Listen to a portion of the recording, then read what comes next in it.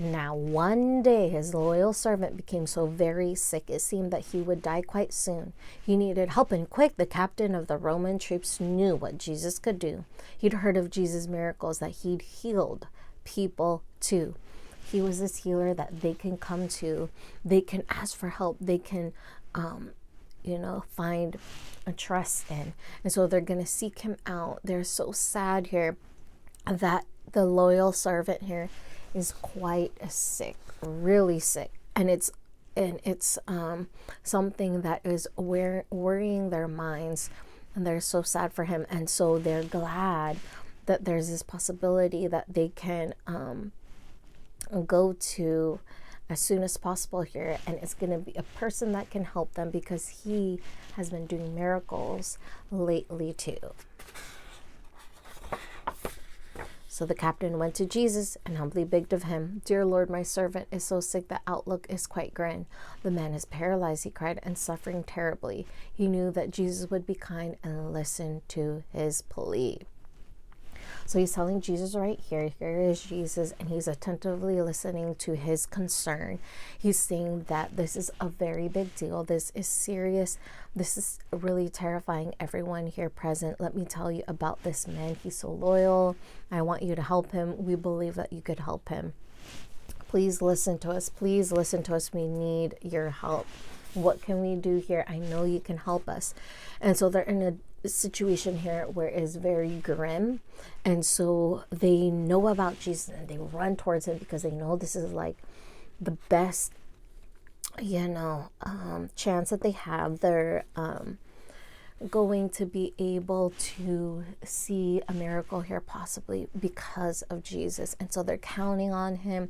They're also showing him how much they really care for this man, ultimately how much they believe in Jesus. Please listen. Jesus is listening. Please let this happen to our friend, our servant, our loved one. I'll come right now and heal the man. That's just what Jesus said, for he was willing to help him so he'd be well instead. But the centurion replied, "Lord, I don't have the nerve to let you come under my roof. It's more than I deserve."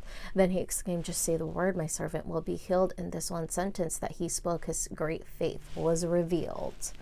He believed a step further, a big leap of faith here, that even if Jesus were to command the healing here from afar, that it would happen.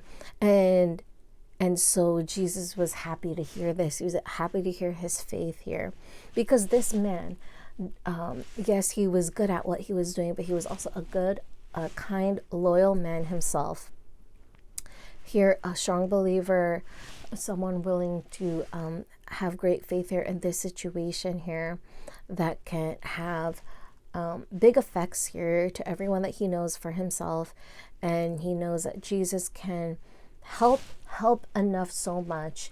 He is the only hope here, that even if Jesus himself were to be willing to heal this man, and from afar, he can do it.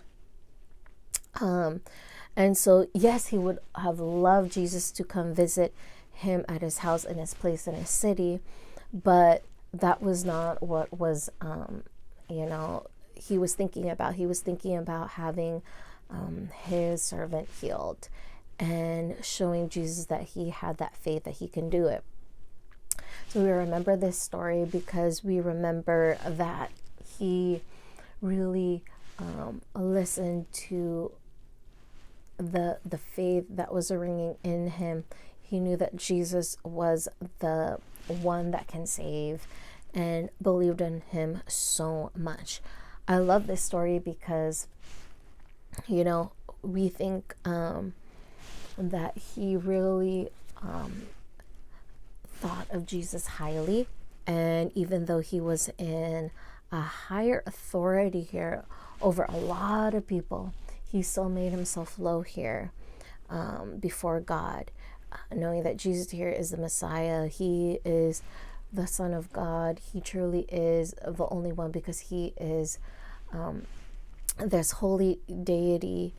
God is going to be pleased here if I were to give him this honor, this humility here at this moment. And so he says, just say the word, because you have all the power here in the world, and my servant will be healed.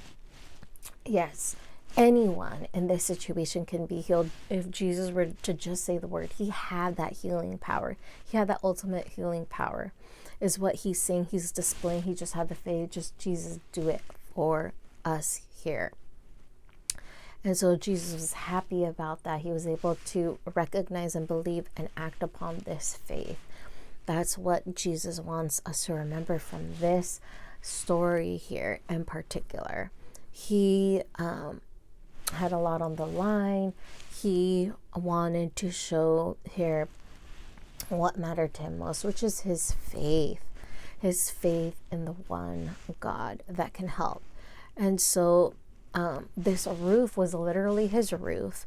And, he's saying that I am not worthy. I don't deserve you to come into like my house, even into like my life, really, because I try to be good here, but you are the one who is ultimately, powerfully, and the only one here ever that is always good. And so you are definitely above me. I don't even deserve you to be here in another, level of good in my life, because you are totally in a different category. He acknowledged this, and he's so happy that he was able to talk to Jesus, and he's showing him with all his heart, I really, really believe in you, and please help us. And he is now putting himself in a bigger position, begging Jesus, believing that he has that healing power.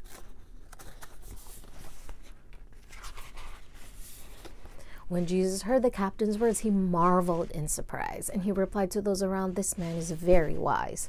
I have not found such faith as this in all of Israel. Let it be done as you believed. Your servant is now well." Jesus says, just as you believed, it is happening right now as we speak. He is now well.